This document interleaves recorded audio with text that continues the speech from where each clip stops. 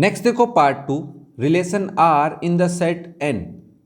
N का मतलब क्या भाई? Natural number of natural numbers defined as. Relation क्या डिफाइंड है? एक्स कोमा वाई का ऑर्डर्ड पेयर होगा, y will be equal to x plus 5 and x will be less than 4।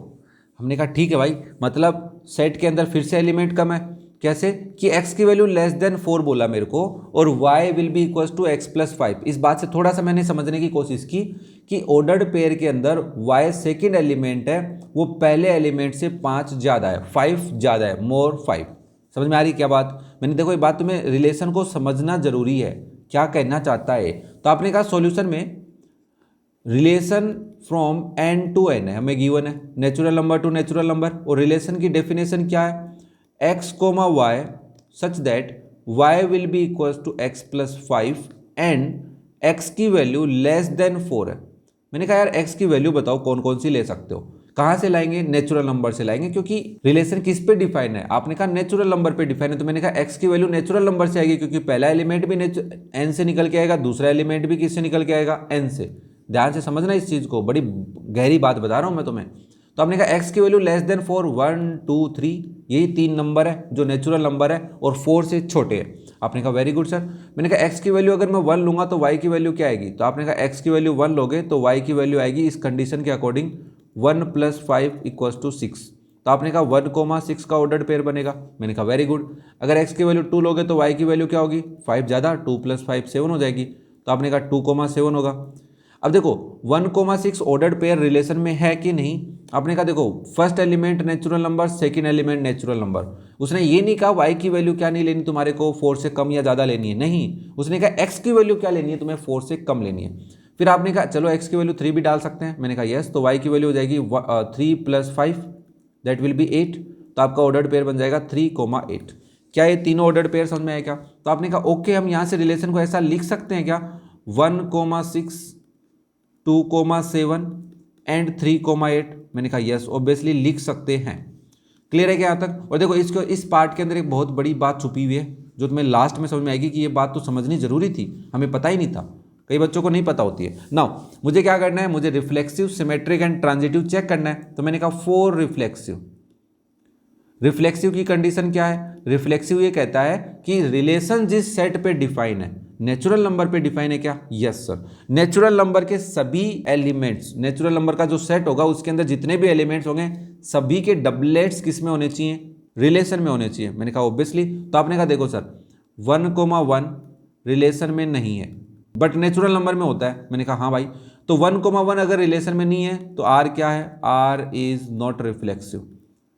देखो कई बार तुम्हें कहीं पे लिखा हुआ ये ऐसा भी मिल सकता है, देखो कैसा लिखा हुआ मिल सकता है, ऐसा 1 कोमा 1 कोमा 2 कोमा 2 से लेकर ऐसे dot dot dot not belongs to R, ऐसे लिखा हुआ मिल सकता है। तो एक ही बात है, हमें नहीं रिप्रेजेंट करना है, उसके लिए हम एक एग्जाम्पल दे देंगे, बहुत है, मोर देन सफिशियंट है।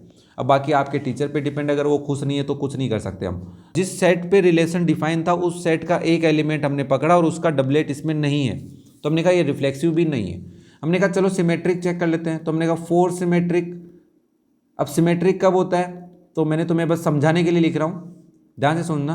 If a comma b belongs to r then reverse b comma a also belongs to r।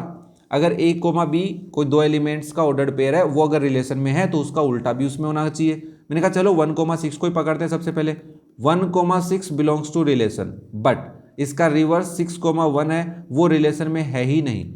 तो now r is not symmetric. क्या ये बात क्लियर हो पा रही भाई?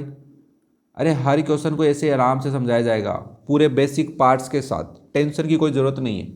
आप कहोगे सर 2 कोमा 7 को ले आते, मैंने कहा देख ले भाई 2 कोमा 7 का उल्टा कर 7 कोमा 2 है, वो भी नहीं है। एक नहीं है तो बाकी को बाकी हो या नहीं हो हमें उससे मतलब ही नहीं है, ये एक नहीं है ना, बस हम समझ गए भाई तू सिमेट्रिक हो ही नहीं सकता। नाउ फिर मैंने कहा चलो ट्रांजिटिव चेक करते हो। तो रिलेशन क्या है सर? रिलेशन तो आपने इरेज कर दिया। मैंने कहा नहीं, 1 कोमा 6 है, 2 कोमा 7 है, 3 कोमा 8 है। ना क्या करोगे? 4 ट्रांजिटिव डिस्कस करो। अब ट्रांजिटिव क्या कहता है सर? ट्रांजिटिव तो ऐसे कहता है, डेफिनेशन तो ये करी है, if a comma b belongs to r and b comma c belongs to r। अगर ये दोनों हैं देन इसका पहला और इसका दूसरा element a comma c belongs to R होने चाहिए। मैंने कहा देख भाई, मैं क्या किया, मैंने 1,6 उठाया, बिलोंग्स टू आर है, बट 6 से स्टार्ट होने वाला कोई ऑर्डर्ड पेयर नहीं है। अरे है क्या, 6 से स्टार्ट, देखो इसमें 1,6 है, मतलब दूसरे ऑर्डर्ड पेयर के अंदर पहला एलिमेंट 6 है क्या कहीं पे, है ही नहीं सर। इसका मतलब इसकी थ्रू तो हम बता ही नहीं सकते इसको। अगर इतनी सी कंडीशन है तब तो ट्रांजिटिव हो ही जाएगा, क्योंकि दोनों चीज़ें साथ में होनी चाहिए। फिर आपने कहा सर 2,7 को मैंने चेक किया, बिलोंग्स टू आर है, बट 7 से स्टार्ट होने वाला कोई ऑर्डर्ड पेयर भी नहीं है इसके अंदर। तो सिमिलरली आपने 3,8 बिलोंग्स टू आर है, बट 8 से स्टार्ट होने वाला कोई एलिमेंट्स है ही नहीं। आपने कहा बात तो सही है ना? हाँ सर। तो मैंने कहा इस बात को लिखेंगे कैसे? हम कहेंगे देखो भाई, there is no pair of a comma b and b comma c in are.